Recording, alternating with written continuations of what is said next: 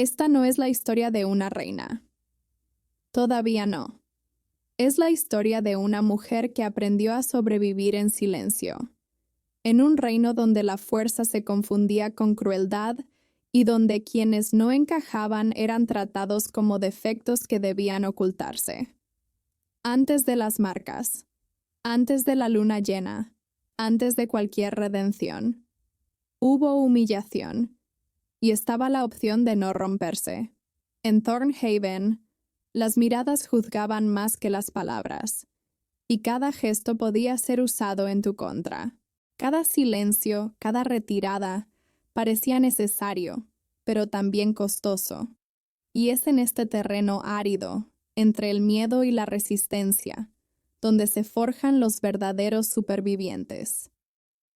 Aquellos que descubren que la fuerza no es solo un rugido, ni un poder ostentoso, sino la capacidad de permanecer enteros cuando todo espera que desaparezcas. Thornhaven no era solo un territorio, era una lógica cruel disfrazada de orden. Allí, desde temprana edad, uno aprendía que simplemente existir no era suficiente. Había que demostrar su valía, demostrar fuerza, demostrar dominio, demostrar que uno tenía la fuerza suficiente para romper el silencio ajeno. Quienes no rugían con fuerza eran relegados a los márgenes, a los rincones donde la manada fingía no ver. Y es curioso cómo, en muchas novelas sobrenaturales y en toda buena historia de romance paranormal, el reino suele presentarse como majestuoso, casi mítico. Pero Thornhaven solo brillaba por fuera. Por dentro, crujía como huesos viejos bajo el peso de la tradición. Aprendió esto demasiado pronto. Lo aprendió observando, no preguntando. Porque preguntar, allí, era señal de debilidad. Desde pequeña se dio cuenta de que llamar la atención tenía un precio, y no era barato. Un paso fuera de ritmo con la manada, una mirada demasiado larga, un silencio en el momento equivocado. Todo se convertía en motivo de preocupación. En las historias de lobos la pertenencia suele idealizarse, como si la manada fuera siempre un refugio. Pero la verdad, dicha entre dientes, es que algunas manadas solo protegen a quienes refuerzan su propio poder. El resto se convierte en escenario. Y entonces hizo lo que muchos hacen cuando se dan cuenta de que el mundo no es amable con quienes sienten demasiado. Se encogió. No por cobardía, claro está, sino por pura inteligencia emocional, esa que se adquiere sin manual. Disminuirse se convirtió en una estrategia. Existir menos parecía más seguro. Es casi irónico. En una novela de hombres lobo, donde el instinto debería liberar, fue precisamente el instinto de supervivencia lo que le enseñó a esconderse. El reino recompensaba a quienes avanzaban, no a quienes observaban, a quienes lideraban cacerías, no a quienes entendían los vientos, a quienes hablaban en voz alta, no a quienes reflexionaban profundamente. Y en este entorno, Thornhaven se transformó en una silenciosa escuela de dolor. Enseñaba, a diario, que la sensibilidad era sinónimo de un defecto. Aún así, ella lo observaba todo. La forma en que los más fuertes ocupaban el espacio sin pedir permiso. La forma en que el poder se confundía con la verdad. Y sobre todo, cómo nadie parecía cuestionar este acuerdo tácito. He aquí un punto menos obvio, y que vale la pena tener en cuenta. Todo reino que solo reconoce a quienes rugen crea, sin darse cuenta, a alguien que aprende a escuchar mejor que nadie. Mientras los demás luchaban por territorio, ella comprendía los patrones. Mientras los alfas demostraban fuerza, ella veía debilidades mal disimuladas. En toda pasión sobrenatural existe este contraste. Quienes parecen demasiado débiles suelen simplemente prepararse en silencio. Si eso suena descabellado, piensa en algo simple y real. Una escuela donde solo los extrovertidos brillan. Un trabajo donde solo quienes se autopromocionan progresan. Una familia donde solo se escucha a quienes imponen su voluntad. Thornhaven no era la excepción, era un espejo. Y como cualquier espejo honesto, mostraba lo que nadie quería admitir. Los sistemas injustos no quebrantan a las personas sensibles, las moldean. Sabía que existir demasiado llamaba la atención. Y la atención, allí, tenía un alto precio. Costaba miradas de reojo, comentarios velados, decisiones tomadas sin derecho a defenderse. Así que eligió el camino invisible, no porque creyera merecer menos, sino porque comprendió que sobrevivir venía antes que ser vista. En una novela sobrenatural bien narrada, esta es siempre la primera etapa de la transformación, aquella en la que nadie aplaude, nadie se da cuenta, pero todo empieza a cambiar desde dentro. Y quizás lo más intrigante es esto. Thornhaven creía que solo reconocía a quienes rugían, sin darse cuenta de que estaba creando a alguien que, tarde o temprano, aprendería a soportar el silencio como pocos. Y cuando un reino enseña a alguien a soportar demasiado, planta algo que aún no sabe cómo nombrar. Porque incluso allí, en ese entorno hostil, algo ya comenzaba a formarse. No como furia ni como deseo de venganza, sino como una pregunta incómoda, una que aún no tenía palabras, pero que ya le pesaba en el pecho. Y esta pregunta no surge en alguien que se siente completo. Surge en alguien que empieza a comprender que, tal vez, el problema nunca fue ella. Al principio no había ira. Es importante decirlo. La ira llega después, cuando la conciencia madura. Lo que existía en su interior era algo más silencioso, más confuso, casi infantil, una constante sensación de desajuste, como si el mundo siempre estuviera medio desincronizado y ella fuera la única que lo notara.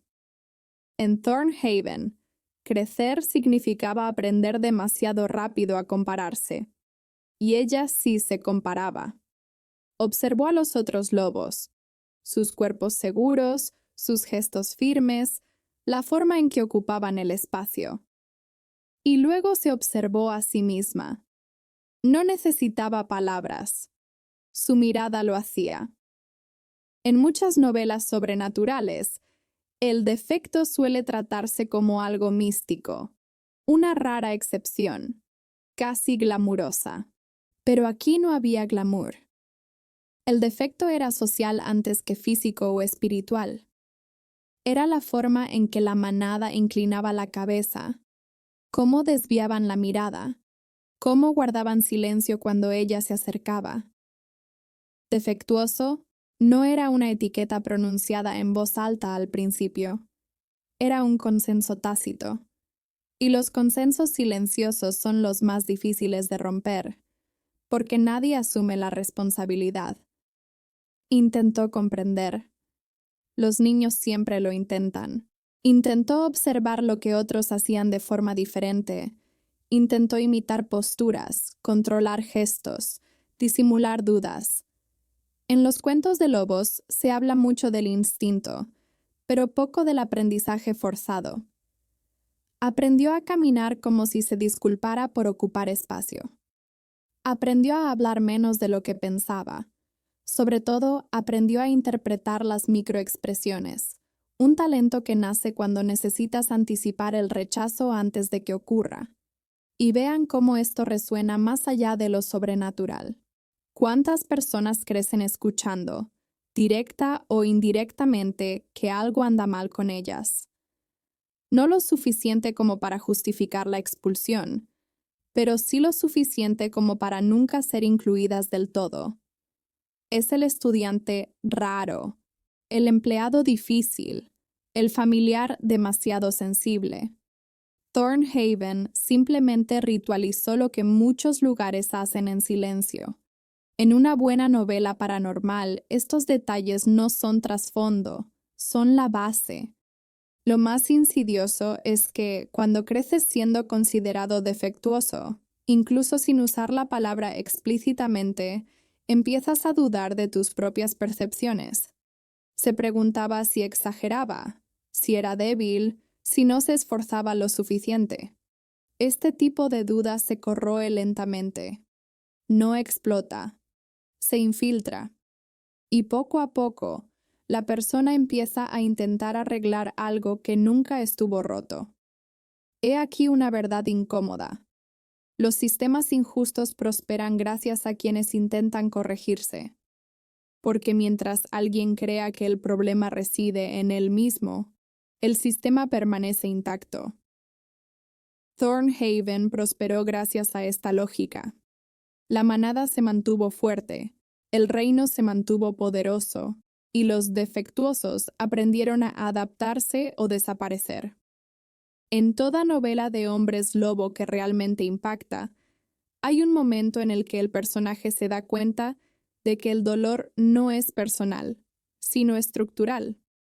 Aún no había llegado a esa conclusión. En ese momento, todo era interno, confusión mezclada con esfuerzo. Había días en que creía que si se esforzaba un poco más, si era un poco diferente, tal vez la aceptarían. Otros días, agotada, simplemente existía en modo mínimo. Y eso es agotador. Más agotador que luchar, porque no hay catarsis, no hay liberación. Solo acumulación. Si alguien le preguntara qué sentía, quizá no supiera qué responder. Porque nadie enseña a los niños, ni siquiera a las lobas, a reconocer la exclusión emocional. Les enseñan a perseverar. Y perseverar durante mucho tiempo se convierte en parte de su identidad. Así es como, en una pasión sobrenatural bien construida, el conflicto interno cobra la misma importancia que el externo. Curiosamente, fue durante este periodo que algo empezó a consolidarse, aunque imperceptiblemente. La comprensión de que veía el mundo desde una perspectiva diferente. Mientras otros reaccionaban, ella analizaba. Mientras ellos buscaban validación, ella buscaba significado. Los defectos, a veces, son simplemente habilidades fuera de contexto. Pero Thornhaven no era un lugar que recompensara ese tipo de diferencia. Y, sin darse cuenta, empezó a hacer algo que lo cambiaría todo más adelante. Dejó de intentar explicar quién era. Porque explicar requiere que alguien esté dispuesto a escuchar. Y allí nadie lo estaba. Esta decisión no fue consciente ni heroica. Fue práctica, económica. Menos estrés, menos dolor. Pero junto con las palabras, empezó a aferrarse a las emociones. Y las emociones almacenadas no desaparecen, se transforman. Fue solo el principio. Porque cuando la confusión no encuentra escapatoria, se convierte en silencio. Y el silencio, cuando se aprende demasiado pronto, se convierte en una herramienta y también en una prisión. Hablar nunca la salvó. Era una conclusión práctica, construida poco a poco, como quien aprende a no tocar una superficie caliente tras quemarse varias veces. Cada palabra pronunciada fuera de turno parecía confirmar sospechas que ni siquiera sabía que existían. Si hablaba demasiado, la consideraban inoportuna. Si hablaba muy poco, la consideraban extraña. En Thornhaven, el silencio no era solo la ausencia de sonido, era una estrategia social refinada, y la dominó desde el principio. Llorar tampoco ayudó. Las lágrimas no despertaron compasión, sino juicio. A los ojos de la manada, confirmaron todo lo que ya creían: debilidad, inestabilidad, incompetencia. En muchas novelas sobrenaturales, el sufrimiento suele ir acompañado de algún tipo de apoyo secreto, un mentor, un aliado improbable. Pero no había nada de eso allí. Todavía no. Lo que había era observación constante. Y cuando vives bajo observación, aprendes a no ofrecer munición. Así que hizo lo que cualquier mente inteligente haría para sobrevivir. Se adaptó. El silencio se convirtió en una armadura. No de las que brillan, sino de las que se mimetizan con la piel. Cuanto menos se revelaba, menos podían usarla en su contra. En las historias de lobos, se habla mucho del aullido como la máxima expresión de la identidad. Pero nadie menciona el precio de aullar en un lugar que castiga a quienes se expresan fuera de lo normal. Este silencio no era vacío. Al contrario, estaba lleno de pensamientos, de preguntas sin formular, de respuestas ahogadas. Pensaba más de lo que hablaba.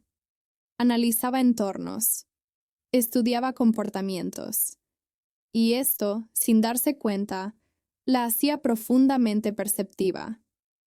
En una novela paranormal bien construida, este tipo de habilidad rara vez surge de la comodidad. Nace de la necesidad. Es el tipo de talento que no surge con el entrenamiento, sino en largas noches de autocontrol. Aquí, una simple analogía de la vida cotidiana resulta apropiada. Piensen en alguien que crece en un hogar donde cualquier opinión se convierte en fuente de conflicto. ¿Qué aprende esa persona? A elegir las palabras con precisión quirúrgica o a no usarlas en absoluto. El silencio, en este caso, no es pasividad, es instinto de supervivencia. Thornhaven funcionaba de la misma manera. Quienes no aprendieron a guardar silencio pagaron el precio social.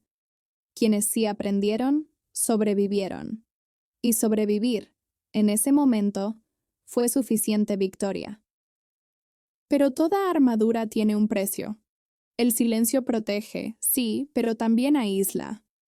Poco a poco llegó a ser vista como distante, inaccesible, fría. Etiquetas fáciles para quienes no se molestan en escuchar. Y esto creó una cruel paradoja. Cuanto más callaba para protegerse, más justificaba su distanciamiento de los demás. En muchas novelas de hombres lobo, este es el punto donde el personaje comienza a ser malinterpretado, no por quién es, sino por lo que dejó de mostrar. No se quejó. Quejarse significaba tener que explicar. Explicar significaba exponerse. Y exponerse ya lo había aprendido. Era peligroso. Así que se lo tragó. Se tragó pequeñas injusticias, luego medianas, luego grandes. Se tragó comentarios sarcásticos, decisiones tomadas sin consultar, exclusiones disfrazadas de orden natural. Se tragó tanto que llegó a creer que era normal. Y cuando algo injusto se normaliza, se hace más fuerte. Curiosamente, fue en este silencio que algo empezó a organizarse en su interior. No como rebelión, sino como conciencia. Llegó a comprender que no todo el que habla en voz alta tiene razón, que no toda autoridad es sabia, que no toda manada protege. Este tipo de comprensión no grita, se asienta. Y en una pasión sobrenatural bien escrita, es precisamente esta acumulación silenciosa la que prepara el punto de inflexión. Vale la pena destacar, su silencio no era cobardía, era cálculo, era interpretar la situación, era comprender que ciertas batallas no se ganan con palabras, sino con perseverancia. Y perseverar, cuando todo a tu alrededor espera que desaparezcas, es un acto de resistencia disfrazado. Pero resistir en silencio también es agotador. Porque llega un momento en que el mundo pone a prueba cuánto puedes soportar en silencio. Y Thornhaven, como cualquier sistema que se siente amenazado por quienes no reaccionan, comenzó a apretar el cerco. No con gritos ni con violencia explícita, todavía no, sino con citaciones, miradas más duras, decisiones necesarias. El tipo de movimiento que precede a algo mayor, algo que ya no permite permanecer invisible. Aún no lo sabía, pero el silencio que la había protegido durante tanto tiempo estaba a punto de ser puesto a prueba. Porque hay lugares donde callar deja de ser una opción, y cuando eso sucede, todo cambia. Ella lo supo incluso antes de ser invocada. El cuerpo siempre sabe antes que la mente. Había algo en el aire de Thornhaven esa mañana, una pesadez diferente, una tensión que no provenía de la luna ni del viento. Cuando fueron a buscarla, no hubo largas explicaciones, no hubo necesidad. En reinos como ese, las invocaciones no son invitaciones, son sentencias protocolarias. La sala esperaba. Y cuando la sala espera, alguien será juzgado. Mientras caminaba, notó detalles que antes le habían pasado desapercibidos. El sonido de sus propios pasos parecía demasiado fuerte. Los pasillos, demasiado anchos. El silencio, demasiado denso. En muchas novelas sobrenaturales, el salón se describe como un lugar de honor, donde las decisiones forjan destinos. Pero la cruda realidad es que también es allí donde el poder se manifiesta sin máscara. El salón de Thornhaven olía a poder ancestral, a desprecio bien entrenado y a una peligrosa certeza, que no sería necesario escuchar para decidir. Entró sabiendo ya que hablaría poco, quizá nada. No porque no tuviera nada que decir, sino porque había aprendido que ciertos entornos no escuchan voces, solo confirman expectativas. En las historias de lobos, el consejo de la manada suele exaltarse como algo casi sagrado, pero pocas novelas paranormales tienen el valor de mostrar la otra cara. El consejo también se equivoca, también protege intereses, también sacrifica individuos en nombre del orden. Sus miradas la invadieron como cuchillas frías. No había curiosidad genuina, solo evaluación, como si fuera un problema por resolver, no una persona a la que comprender. Sintió el viejo impulso de encogerse, el que había aprendido en la infancia. Pero algo era diferente. Quizás era el agotamiento, quizás era la silenciosa conciencia acumulada con los años, quizás era simplemente el límite que se tocaba por primera vez. La habitación no era hostil en el sentido obvio. No había gritos ni agresiones explícitas. La violencia era sofisticada, institucional. Cada silencio era calculado, cada pausa estratégica. Se dio cuenta de que nadie le preguntaría cómo se sentía. Las preguntas requieren la disposición a responder inesperadamente, y a Thornhaven no le gustaba lo impredecible. En una profunda novela de hombres lobo, este es el momento en que el protagonista comprende que no se enfrenta a personas, sino a un sistema. He aquí una analogía muy real. Imaginen una sala de reuniones donde todos ya han tomado su decisión antes de que ustedes siquiera entren. Las palabras están ahí, pero son solo para presumir. El resultado es inevitable. Así funcionaba la sala. Ella era una presencia formal, no una participante real. Y eso duele de otra manera, porque no es un ataque directo, es una supresión. Aún así, se mantuvo erguida, no por valentía teatral, sino por dignidad silenciosa. Esa dignidad que no pide permiso. En toda pasión sobrenatural bien escrita, hay ese sutil momento en el que el personaje, incluso sin reaccionar externamente, cambia internamente. Comprendió que no necesitaba demostrar nada. Esos ojos, No buscaban la verdad, buscaban confirmación. El olor del pasillo quedó grabado en mi memoria. El poder suele tener un olor. Es metálico, seco, viejo. Mezclado con él había algo más amargo: desprecio. No un desprecio explosivo, sino de ese tipo cortés y refinado que se considera justificable. Este tipo de desprecio es el más peligroso porque se cree correcto. Y cuando alguien se siente correcto, se siente autorizado a herir. Oyó mencionar su nombre de forma superficial, sin calidez, sin empatía, como si fuera solo un punto del orden del día. En las novelas sobrenaturales superficiales, este sería el momento de una explosión. Gritos, revelaciones, giros argumentales repentinos. Pero la vida rara vez funciona así. A veces, el momento decisivo es el silencio. Y la habitación parecía saborear esa pesada quietud. Fue allí donde comprendió algo fundamental. No importaba lo que dijera, no importaba lo que sintiera. Esa instancia existía para decidir, no para comprender.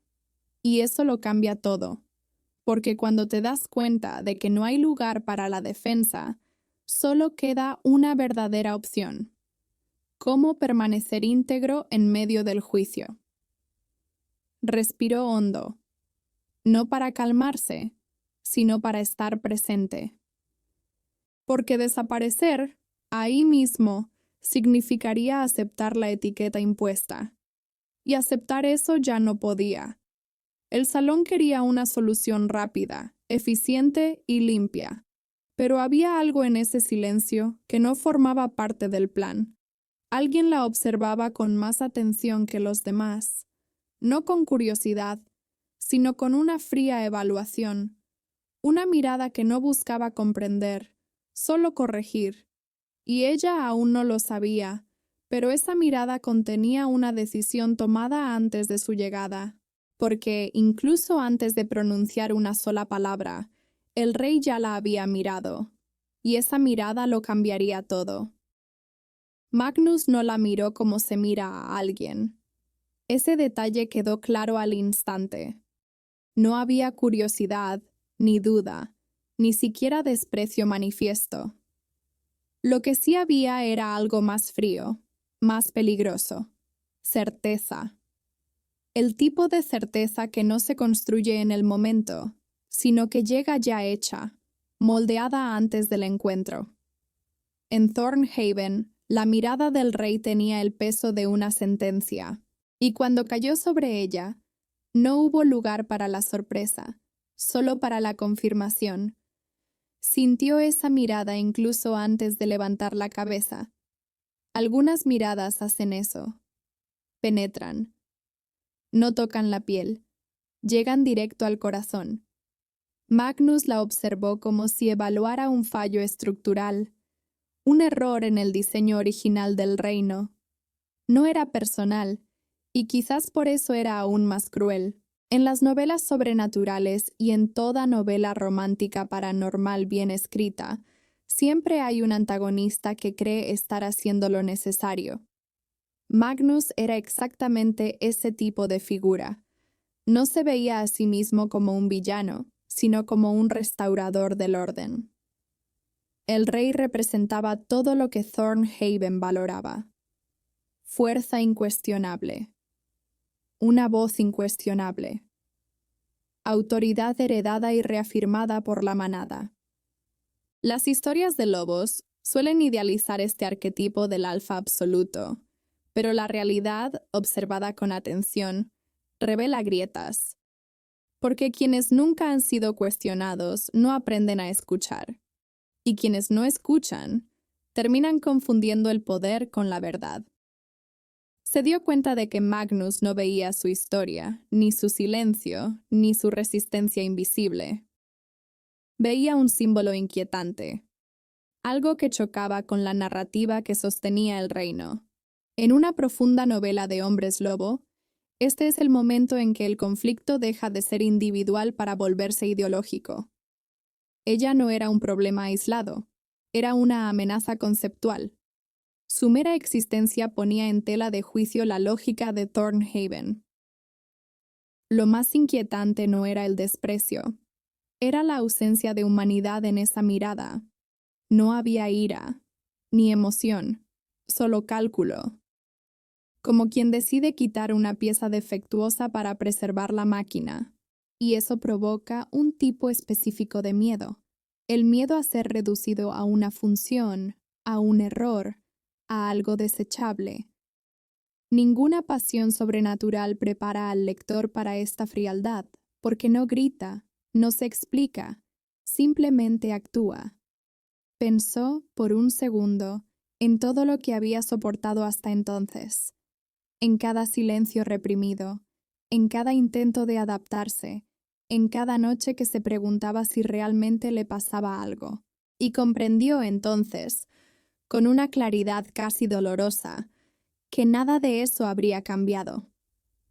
Magnus no reaccionaba ante quién era ella, defendía lo que representaba. Este es un punto que a muchas personas también les cuesta comprender en la vida real. A veces, por mucho que te esfuerces, por mucho que te moldees, por mucho que guardes silencio, ciertas personas no reaccionan ante ti. Reaccionan ante la amenaza que representas para su mundo. Thornhaven vio en ella un espejo roto, y los espejos rotos son inquietantes porque muestran verdades distorsionadas, imperfectas, pero reales. Magnus se levantó. El movimiento fue simple, casi casual, pero la sala respondió al instante, como si el cuerpo colectivo de la manada estuviera unido al suyo por hilos invisibles. El poder se mueve así, sin esfuerzo aparente. Se dio cuenta de que ese momento ya estaba escrito, no en los registros oficiales, sino en la cultura silenciosa del reino. En toda novela sobrenatural bien construida, hay un momento en que el protagonista comprende que se enfrenta a algo más grande que una injusticia personal. Se enfrenta a un ritual. El rey se acercó. El eco de sus pasos resonó más fuerte de lo debido. Y por un breve instante, el tiempo pareció ralentizarse. Ella levantó la vista, no en desafío, no en sumisión, solo para estar presente, porque desaparecer allí significaría aceptar su relato, y algo dentro de ella, aún sin nombre, aún sin forma, se negó. Magnus ladeó levemente la cabeza, no para escuchar, para afirmar su dominio. El gesto era antiguo, aprendido, casi automático, y en ese instante de suspenso, antes de que se consumara cualquier acto, ella comprendió que esa mirada era la verdadera advertencia. No habría diálogo, no habría piedad, solo un gesto público, con la intención de enseñar. Porque los reyes que se sienten amenazados no explican, demuestran. Y toda la habitación pareció contener la respiración, como si supiera que el siguiente segundo cruzaría un límite invisible. Cuando el escupitajo le impactó la cara, el mundo no se acabó. Y eso fue lo más perturbador. No hubo truenos, ni gritos, ni caos. Lo que ocurrió fue algo mucho más profundo. El tiempo pareció detenerse. La habitación quedó en un silencio extraño y pesado, como si incluso el aire se hubiera constreñido. En las novelas sobrenaturales, la humillación suele representarse como un detonante inmediato de la ira. Pero la realidad, y toda buena narrativa romántica paranormal, sabe que el verdadero dolor es más lento, más íntimo. Sintió el líquido deslizarse por su piel, cálido no por la temperatura, sino por su significado. No era solo un acto de desprecio, era una declaración pública. Magnus no le escupió por impulso, escupió para enseñar, para mostrarle a la manada su lugar, En las historias de lobos, gestos como ese no son solo agresión, son símbolos. Y los símbolos, cuando se hacen delante de todos, moldean la memoria colectiva. La sala permaneció inmóvil.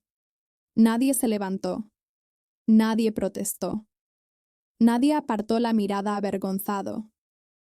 Y fue en ese momento que algo se hizo añicos por completo. No dentro de ella, sino fuera. La ilusión de que alguien, en algún momento, intervendría. La confirmación fue silenciosa, casi elegante en su crueldad. Nadie la defendería. En una profunda novela de hombres lobo, este es el punto en el que la protagonista se da cuenta de que está completamente sola, incluso rodeada de gente. Curiosamente, el dolor físico fue mínimo. Lo que dolió fue el reconocimiento, la clara comprensión de que esta humillación no conmocionó a nadie.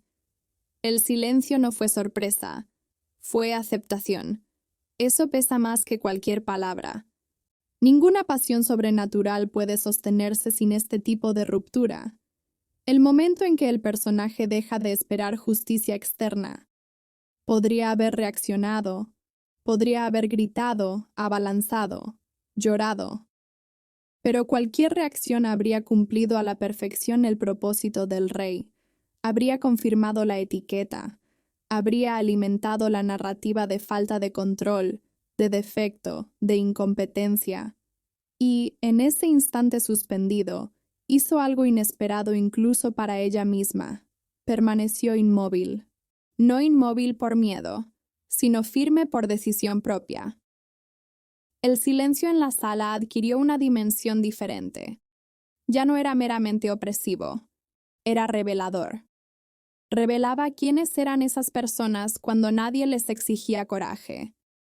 Revelaba cómo los sistemas injustos se sostienen, no por la fuerza de uno solo, sino por la inacción de muchos.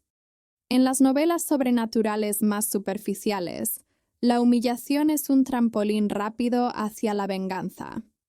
Aquí era un cimiento, algo que cala hondo, que cambia la forma en que uno ve el mundo. Sintió las miradas que le quemaban la piel, algunas curiosas, otras satisfechas, algunas incómodas, pero no lo suficiente como para actuar. Ese detalle importa, porque hay una diferencia abismal entre sentir incomodidad y arriesgarse. Thornhaven estaba lleno de lo primero y vacío de lo segundo, y esa comprensión madura demasiado rápido. Vale la pena traer esto a la vida real. ¿Cuántas veces se humilla públicamente a alguien, en el trabajo, en la familia, en la escuela, y quienes lo rodean observan en silencio? No porque estén totalmente de acuerdo, sino porque intervenir es costoso. Cuesta estatus, cuesta comodidad, cuesta posición. Thornhaven era simplemente un espejo amplificado de este comportamiento humano, y ella, allí en el centro, comprendió algo que nadie le había enseñado. La dignidad no nace de ser defendida, sino de no perderse a sí misma.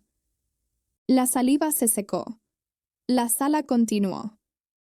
La reunión continuó como si nada extraordinario hubiera sucedido. Y ese fue quizás el golpe final. La normalización de la violencia.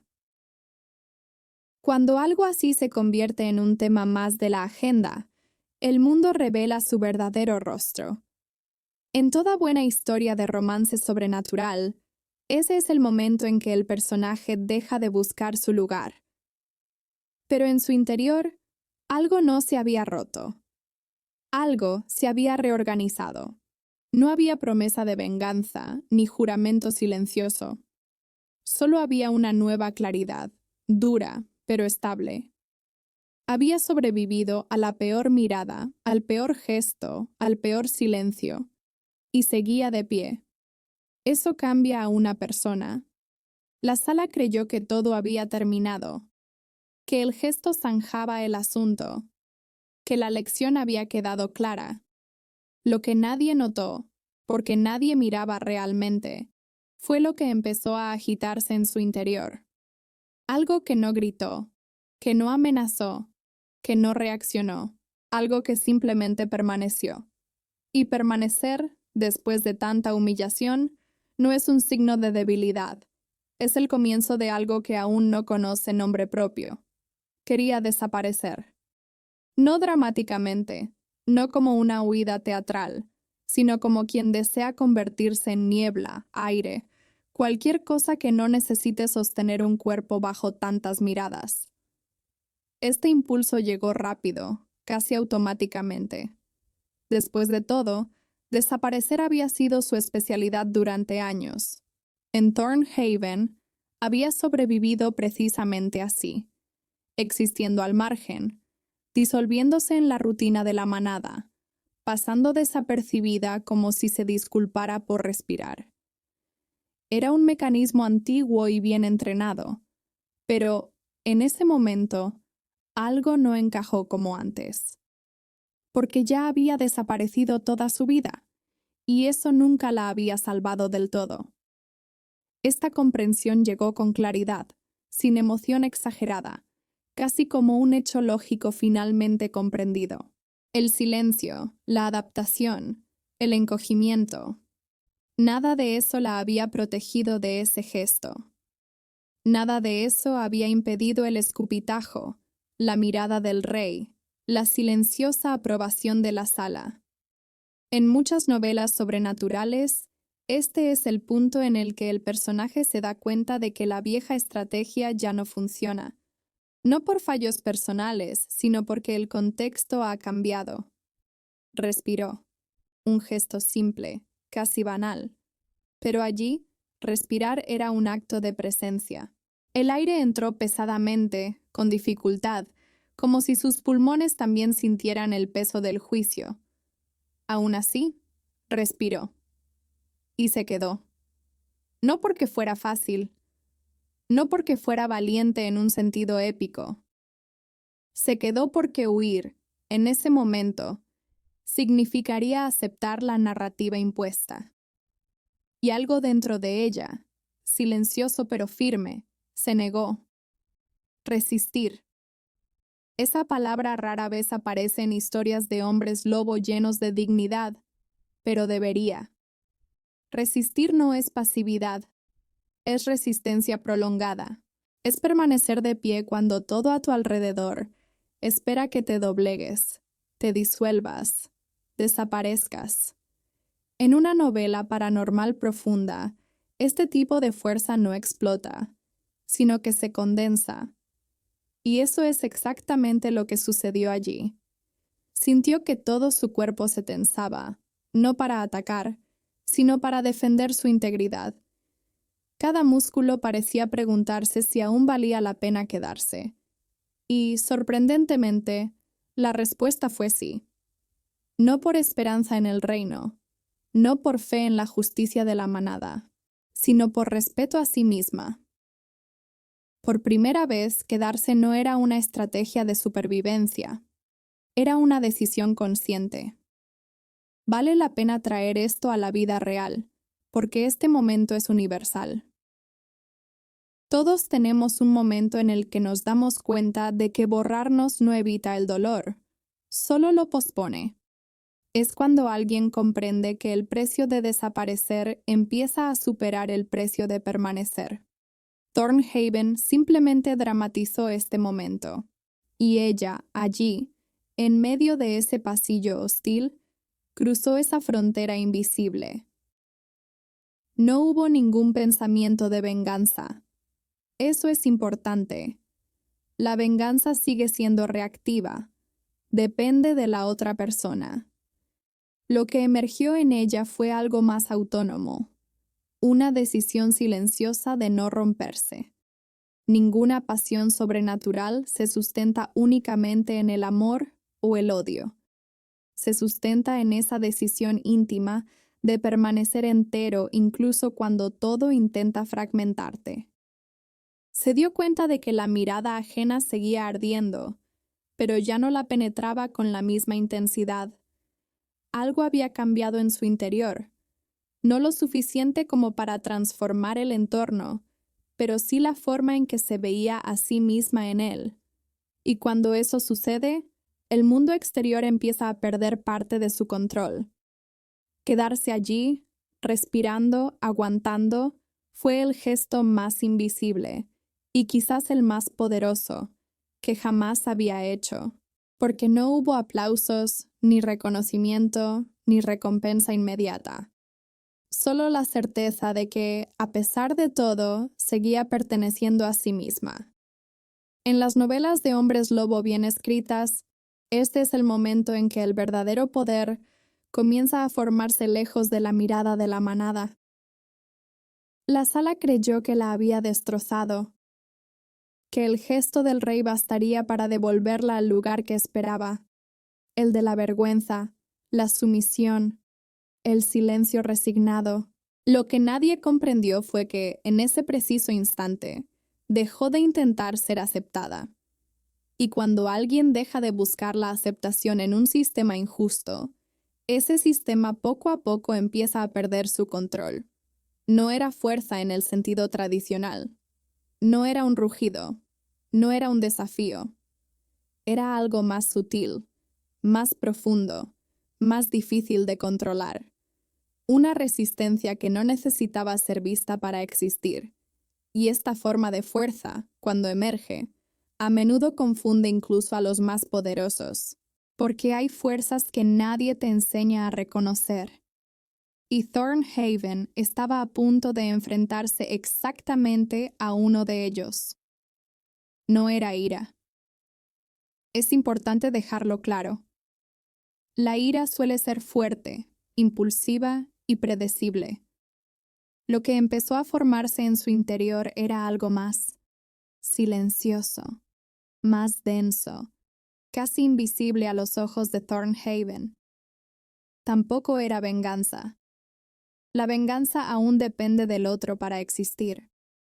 Lo que surgió en su interior no necesitaba permiso ni un objetivo. Era resistencia. De esas que no se aprenden con entrenamiento, ni con discursos encendidos, ni con rituales de manada. Esta fuerza no rugía. Y quizás por eso nadie la reconoció. En las historias de lobos, el poder suele asociarse con el aullido más fuerte, la postura más dominante, el cuerpo que ocupa más espacio. Pero hay un tipo de fuerza que nace de lo opuesto, de la contención, de la capacidad de permanecer íntegro cuando todo invita a la ruptura. En una novela sobrenatural bien escrita, esta es la fuerza que cambia los destinos sin anunciar su llegada. Se dio cuenta de esto casi por accidente. No hubo una epifanía mística, ninguna iluminación repentina. Fue más bien como notar que el suelo aún sostenía sus pies después del impacto, que su corazón seguía latiendo al ritmo adecuado. Esa vergüenza, aunque presente, no se había convertido en su identidad. Esto era nuevo. Hasta entonces, siempre había creído que sobrevivir significaba disminuirse. Ahora comenzaba a comprender que sobrevivir podía significar mantenerse. Esta fuerza no provenía de creerse superior a los demás. Provenía de algo más humilde y, paradójicamente, más sólido. La negativa a negarse a uno mismo. En las novelas paranormales, se habla mucho del descubrimiento de poderes ocultos, linajes secretos y grandes destinos. Pero hay una revelación menos glamurosa y más transformadora que rara vez recibe atención. Darse cuenta de que no es necesario romperse para encajar. Vale la pena traer esto a la vida real. ¿Cuánta gente confunde fuerza con agresión? ¿Cuántos creen que solo ganan quienes gritan, imponen su voluntad y pisotean a los demás? Thornhaven lo creía. Magnus lo creía. Toda la manada operaba bajo esta lógica. Y, sin embargo, allí estaba ella, de pie, demostrando algo que nadie le había enseñado a medir. Comprendió en ese instante que la fuerza emergente no necesitaba exhibirse, al menos no todavía.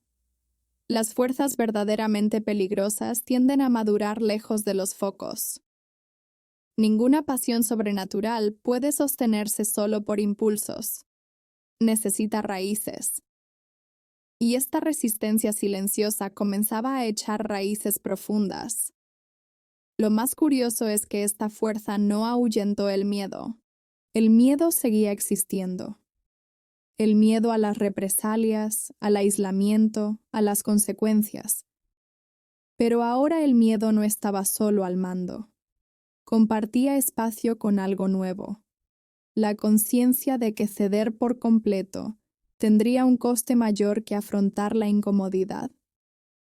En una novela densa de hombres lobo, este es el punto donde el personaje deja de preguntarse ¿cómo evito el dolor?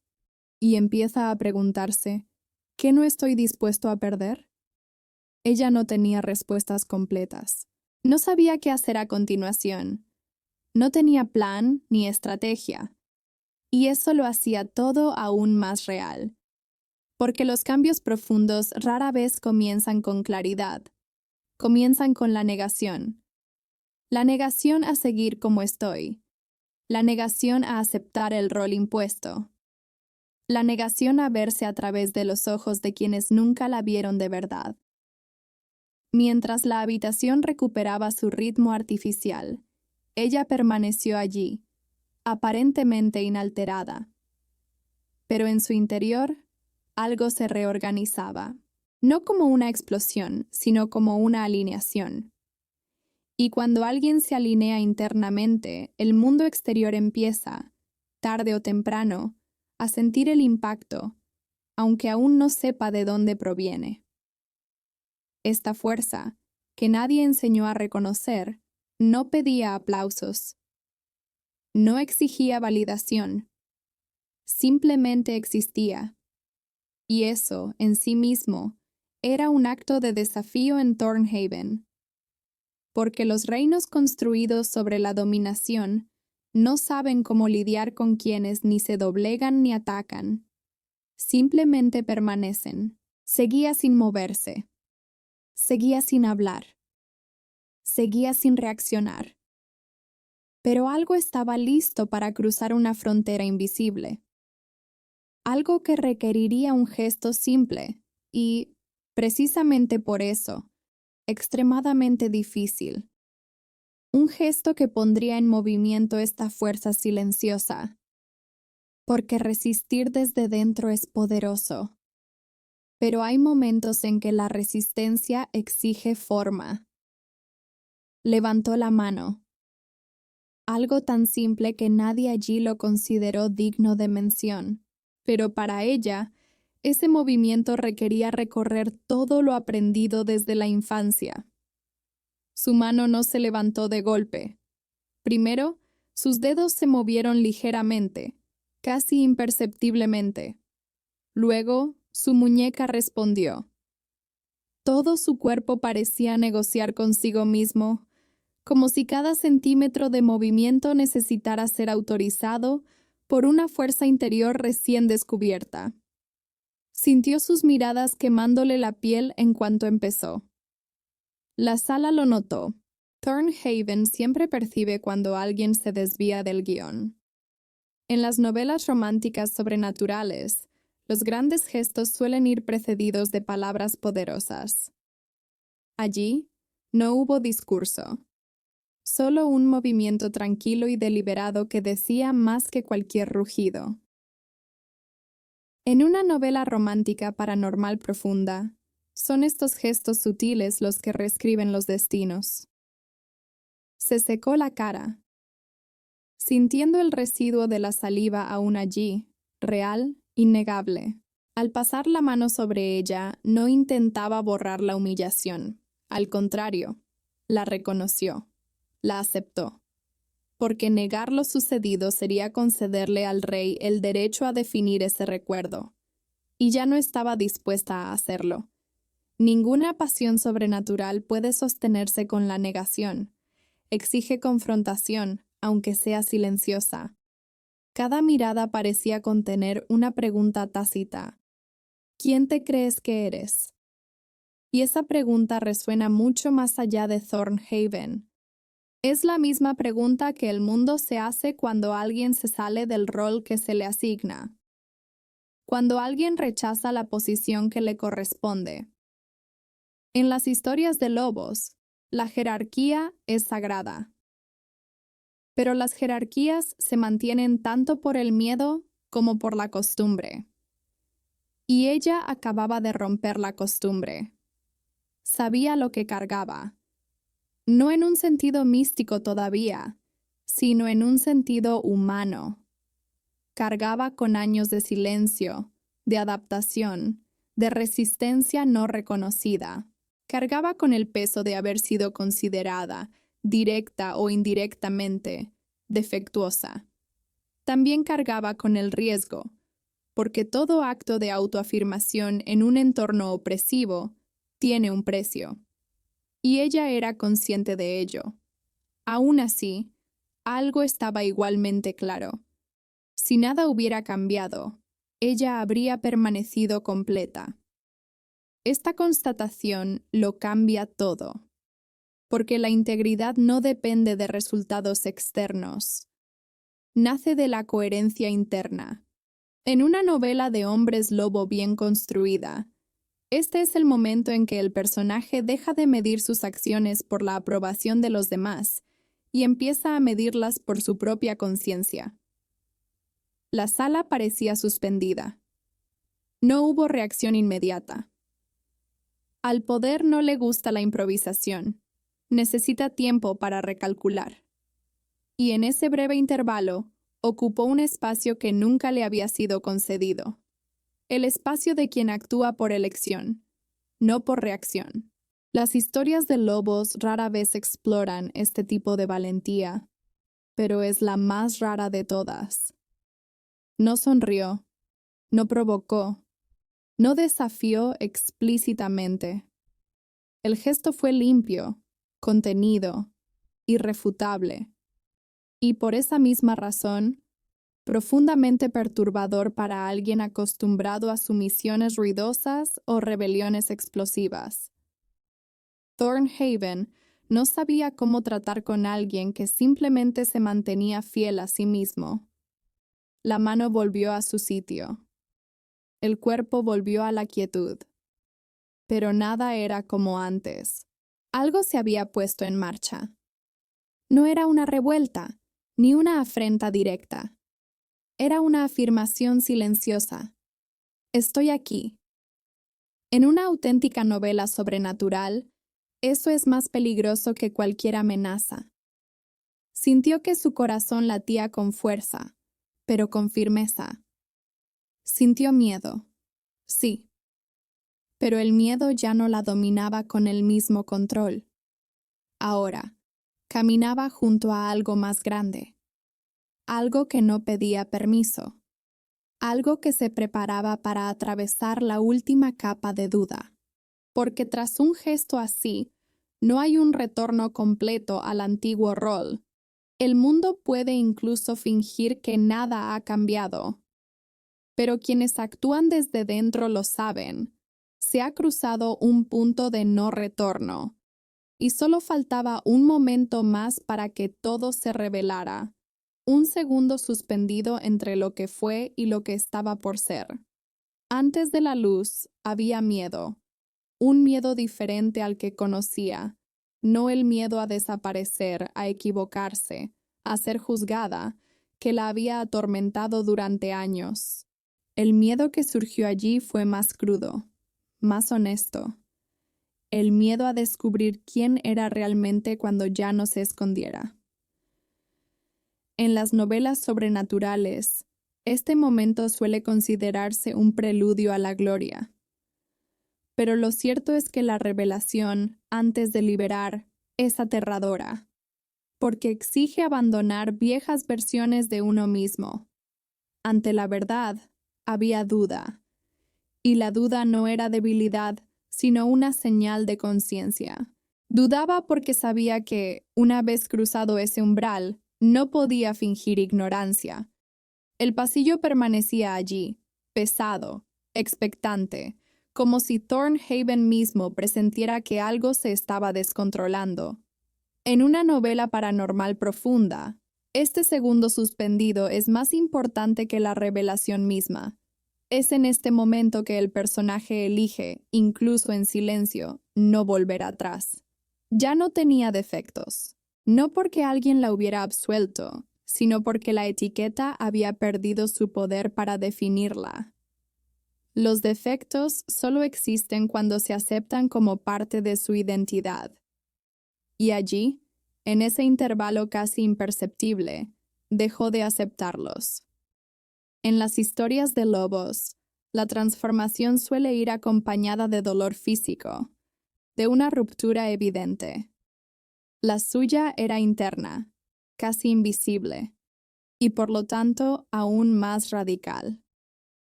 Su cuerpo reaccionó con señales contradictorias: corazón acelerado, respiración controlada, músculos alerta. Todo en ella estaba listo para algo que aún no había tomado forma. En toda pasión sobrenatural bien construida, hay un momento en el que el personaje se da cuenta de que ha sobrevivido al peor escenario posible. Y cuando sobrevives a lo peor, el miedo cambia de naturaleza. Deja de paralizar y empieza a alertar. Se dio cuenta de algo simple, pero devastador para el reino. Había sobrevivido. No solo física, sino emocionalmente. Sobrevivió a la exclusión, la humillación, el silencio colectivo. Y esta supervivencia no la había amargado. La había vuelto lúcida. En una novela de hombres lobo que realmente deja huella, la lucidez es el verdadero punto de inflexión. La sala seguía sin ver. Magnus seguía sin comprender. La manada seguía operando bajo las mismas certezas. Pero los sistemas injustos rara vez se dan cuenta del momento exacto en que empiezan a desmoronarse. Siguen repitiendo viejos rituales, con confianza, mientras algo nuevo toma forma más allá del alcance de sus símbolos. Thornhaven creía controlar el resultado. No se dio cuenta de que ya había perdido el monopolio de la narrativa. Sintió algo diferente perforarle el pecho, no como una explosión, sino como una alineación definitiva. Todo lo vivido hasta entonces cobraba sentido. Cada silencio, cada exclusión, cada instante de invisibilidad la había preparado para ese segundo, no para dominar, sino para sostener, no para atacar, sino para permanecer completa bajo cualquier luz que emergiera. Antes de la revelación, hubo un momento suspendido, un espacio donde el pasado y el futuro se tocaban, donde ella ya no era quien había sido, pero aún no había demostrado quién estaba a punto de convertirse. Y este espacio, aunque breve, tenía más poder que cualquier gesto anterior, porque en él la identidad se reorganiza sin testigos.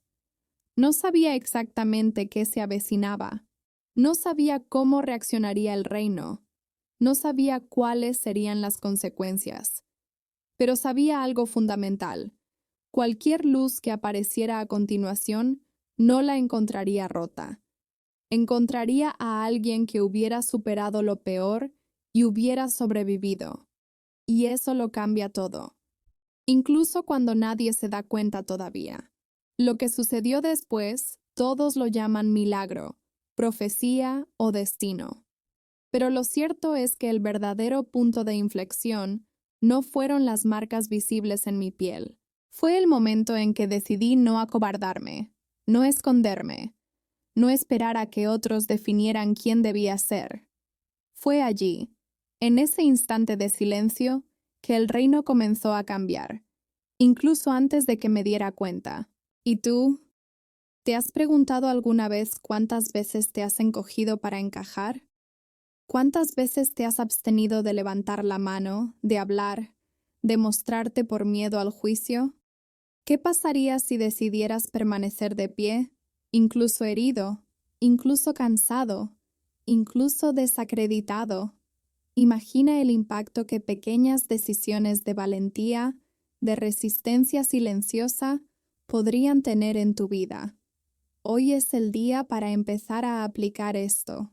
Empieza poco a poco.